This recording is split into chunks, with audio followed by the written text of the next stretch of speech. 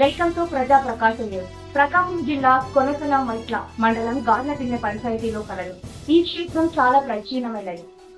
తిరుమలలోని వెంకటేశ్వర స్వామి వారికి వెలుగొండ వెంకటేశ్వరుడు ప్రతిరూపమని భక్తుల నమ్మకం. స్వామివారి కొండ కింద ఉంటూ పైభాగంలో శ్రీ లక్ష్మీదేవి అమ్మవారు ఉంటారు. ఈ ఆలయం అటవీ ప్రాంతంలో కలదు. ఆహ్లాదకరమైన వాతావరణం కలిగి ఉంటుంది. ఇంతటి పేరు ప్రఖ్యాతులు ఉన్న దేవస్థానంలో స్వామి పేరు చెప్పుకొని ఏదో ఒక పని అడ్డం పెట్టుకొని డబ్బులు దోచుకొని తినడానికి సరిపోయింది. ఆలయంలో నిర్మాణాలు ఏ విధంగా ఉన్నాయి? దేవస్థానానికి వచ్చిన భక్తులకు మౌలిక సదుపాయాలు అందుతున్నాయా లేవా? వస్తువులు ఉన్నాయా లేవా?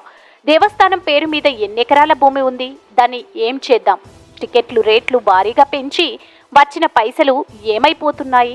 ముఖ్యంగా ఈ మధ్యనే గాలికి ఒరిగిన ధ్వజస్తంభం గురించి ఎవరైనా అసలు పట్టించుకున్నారా అనే సందేహం చుట్టుపక్కల గ్రామాల ప్రజలకు భక్తులకు కలుగుతుంది.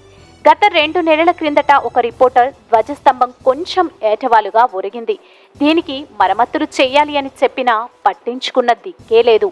ఆ ధ్వజస్తంభం పడిన సమయానికి అక్కడ భక్తులు లేరు కాబట్టి సరిపోయింది. లేకపోతే భారీగా ప్రాణ నష్టం జరుగుండేది.